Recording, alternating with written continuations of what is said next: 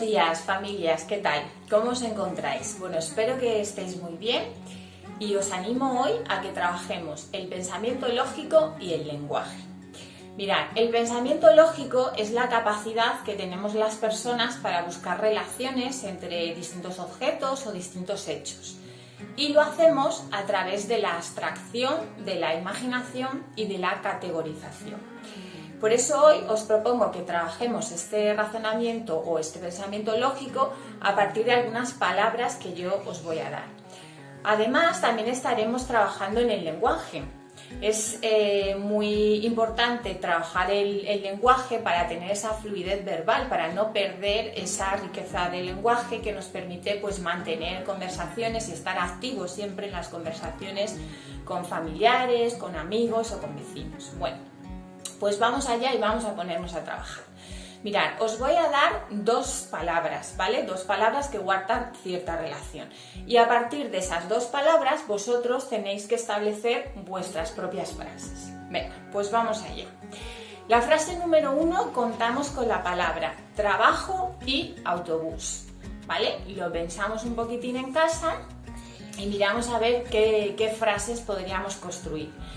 A mí se me ocurre, por ejemplo, que podríamos decir que acudimos al trabajo en autobús o, por ejemplo, otra frase podría ser que mi trabajo es conductor de autobús, por ejemplo, ¿no? Como vemos, podemos configurar distintas frases. En la frase número 2 contamos con las palabras receta e ingredientes. Bien, pues pensamos un poquitito en casa y miramos a ver qué frase podríamos elaborar. Por ejemplo, a mí se me ocurre que podríamos decir que esta receta lleva muchos ingredientes. Vale. En la frase número 3 y seguimos, ¿vale? Vamos a utilizar las palabras botas y chubasquero. ¿Qué frase se os ocurre en casa que podríamos hacer? Bien, a mí, por ejemplo, se me ocurre la frase de tengo que buscar las botas y el chubasquero porque está lloviendo, por ejemplo. Seguimos con la frase número 4. Tenemos las palabras cine y la palabra risa. Vamos a pensar en casa qué se nos ocurre con esa frase, con esas palabras. Podríamos, por ejemplo, decir me gusta ir al cine para ver películas de risa. Seguro que vosotros también habéis hecho otras combinaciones. Bueno, ahora lo vamos a complicar un poco más y vamos a introducir una tercera palabra, ¿vale? Por ejemplo, tenemos la palabra fútbol, la palabra jugador y la palabra lesión. ¿Qué se nos ocurre con esas tres palabras?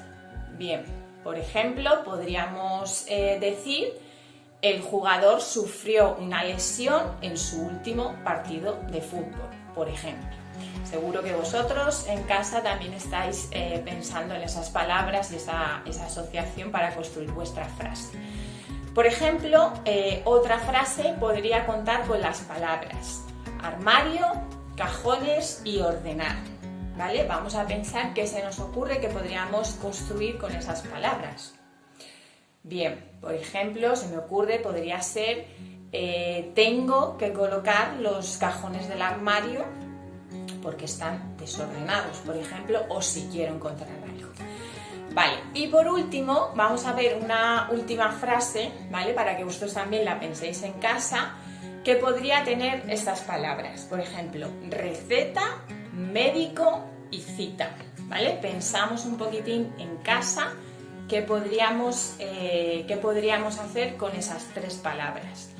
Por ejemplo, se me ocurre, podríamos decir tengo que pedir cita en el médico para recetas. Bien, pues como veis, siempre las palabras nos van a dar muchísimo juego para trabajar ese pensamiento lógico del que hablamos y el lenguaje, ¿vale? Y es lo que nos va a permitir mantenernos activos y no perder tampoco, como decía antes, esa fluidez verbal que nos permite mantenernos activos en las conversaciones, ¿vale? Bueno, espero que os haya gustado, que sigáis practicando en casa y nos vemos la próxima semana.